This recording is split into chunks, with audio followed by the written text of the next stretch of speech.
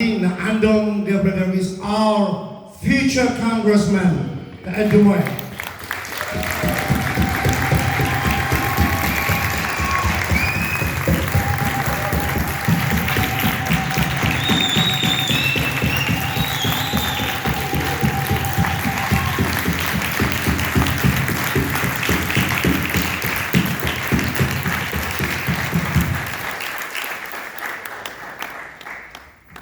Thank you so much, everyone. I appreciate it. That's the first time I've heard from an Eritrean audience people being happy that I was a teacher. You know, when I graduated, everyone's like, "Why don't you be engineer? Go get some money." You know, so that's good. Look, it means so much for me to be here and to be in the presence of people who have inspired me throughout my entire life. As an Eritrean American, the story of our people is something that has motivated me and has allowed me to find balance and find a sense of belonging in this country. Having dislocation from the homeland of your parents and the lives and the history that they had, growing up, it's very difficult. But the stories I used to hear from my parents, many of you know my father, Abraham, MIT, my mother's right here, Azizet.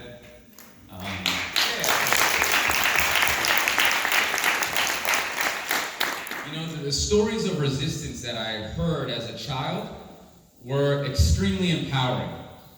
You know, I heard stories of when they were in school and Amharic was mandated as the language and how students walked out in protest while they were teenagers. I was like, wow, you were doing that while you were teenagers? It's amazing. My father used to tell me also about how, you know, they would throw rocks at baboons and things like that that also were, you know, really funny, a different type of resistance. But I heard stories of resistance for my entire life. I heard of it when they came to America and they were part of the group NSI, you know, Eritrean students in North America. And they were resisting from America, from New York, from Boston, from DC. And so resistance is something that I've always heard, it's something I've always internalized, and it's something that I've been proud of to be part of that history. Even though it was a history that I couldn't really fully understand. I couldn't understand it because, you know, my parents didn't really teach me Tigrinya. So there was that disconnect. But I also couldn't understand it because I only went to Eritrea once in my life while I was growing up. I went in 1993, a perfect time to go. A perfect time because the dreams of Eritrea that I had, the dreams that my parents had told me, the vision of revolutionaries, that vision was something I could only imagine in my mind. So when I stepped out into Asmara, when I got off the plane and I just looked into the sun, the feeling that overcame me as I just breathed that first air in Asmara was something that I can't describe. Only people here who are Eritrean Americans can maybe understand that feeling of your identity finally being validated in the presence of your parents' country when you first set foot. And so for me, that also meant something a little bit different because my name Andom, you know, it's not that many people have the name Andom. So in America, everyone used to say, Andom, hi Andom, you know.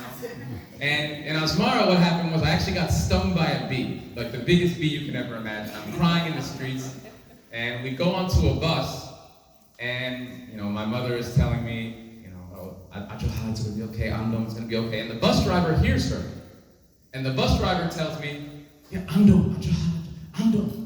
And I turn to my mother, I'm 8 years old, I go, Mom, he said my name right. He said Andom. The first time a random person has said my name correct. And so that's the feeling that I had when I was in Eritrea. The feeling that I was welcomed, the feeling that I was in a country and a place where I was understood, and I did not have to explain myself. And it was the most, again, empowering, affirming feeling someone can have. It's a feeling that I carried with me up until 2017, which was the last time I went to Eritrea, 2 years ago. Because of obviously political reasons and my parents' involvement, I didn't go to Eritrea from 1993 until 2017. But in my mind, I had this exoticized version of a paradise, right? The version that I had visited in 1993, when as a second grader, I could run through Hadishati with no one around me. I didn't have to have my parents. My first time feeling free. Right, because in Mount Vernon and the Bronx, you know, you're not going to run around without parental supervision. You can't do that. But in Eritrea, you could.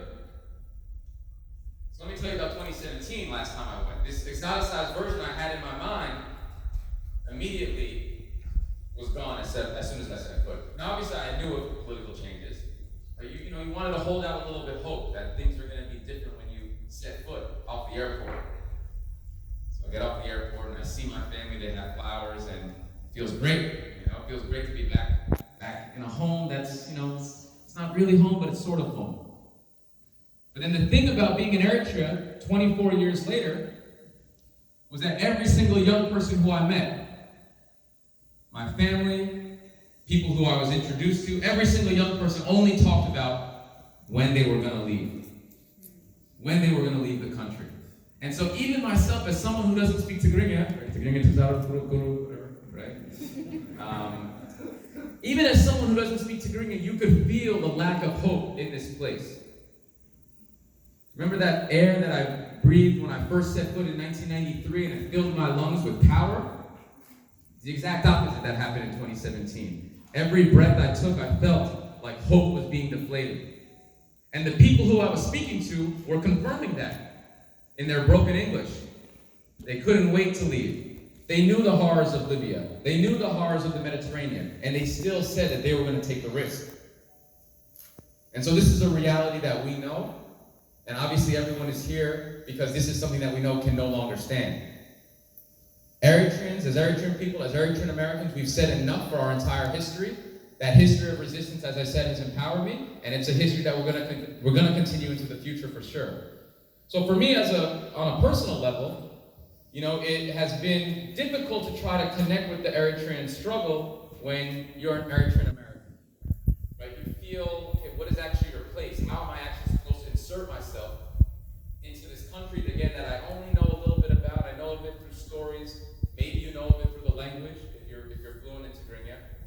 But how do we actually connect to this issue? And so, look, I don't have all of the answers. I think Andrea, what you were speaking about before is extremely important. So I'm going to speak about two things in terms of organizing, and then something else about Eritrean Americans. I think for every Eritrean organization around the country, you need to always, and we need to always be mindful of representation, right? So that can be ethnic representation, that can be religious representation, that can be representation based on gender, but it also should be based on age and where people are born. We need to have concentrated programs that are really going to be focusing on ensuring that Eritrean youth, particularly people born in the diaspora, are present. And again, when I say Eritrean youth, I mean it in the Eritrean sense, right? People under 45 are Eritrean youth, right? So how are we actually going to include people who are born here in the process? So for some people, politics may be something that's going to bring them in, if they're aware of Eritrean political history. If they're not, I know Reclaim Eritrea is doing great things with the Reclaim Scholars Instagram. They're doing things through social media to try to make awareness for folks like myself who were born here about Eritrean history. But another thing has to be a social aspect, right? If you are someone who doesn't speak Tigrinya, maybe all that well, if you don't know Eritrean history, how can you feel part of something that is you're unsure of?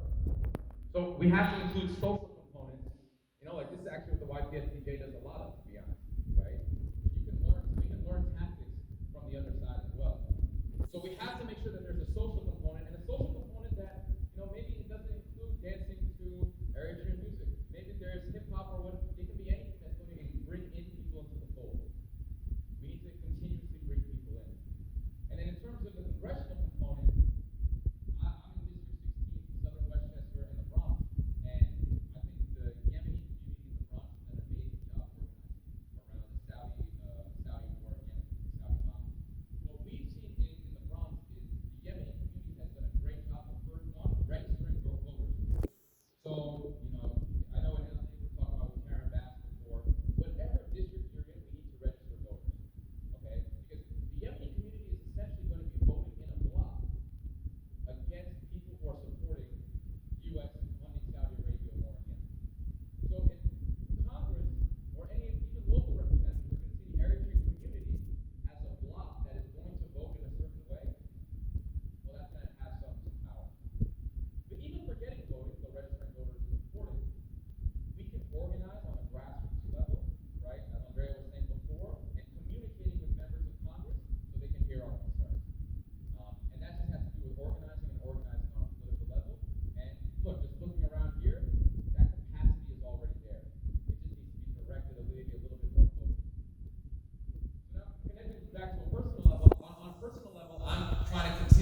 tradition of Eritrean resistance.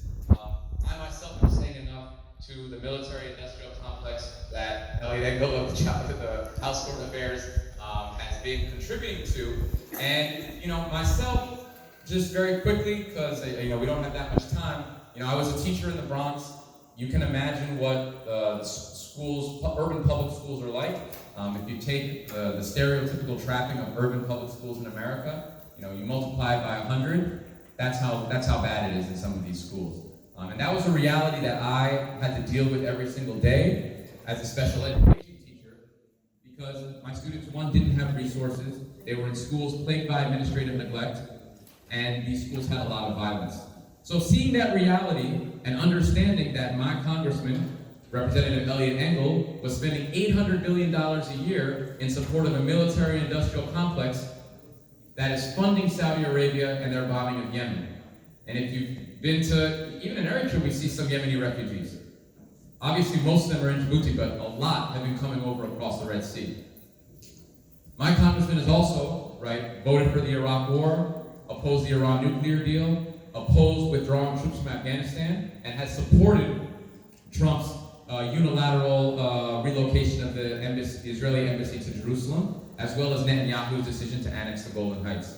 So these sort of militaristic policies, as Eritreans, we can understand how the history of militarism and having militaristic policies are not going to solve us for the problems of the 21st century. A problem where the threat of climate extinction is a real one that we see very severely on the African continent, and a problem that's going to require multilateral engagement and cooperation from countries all around the world.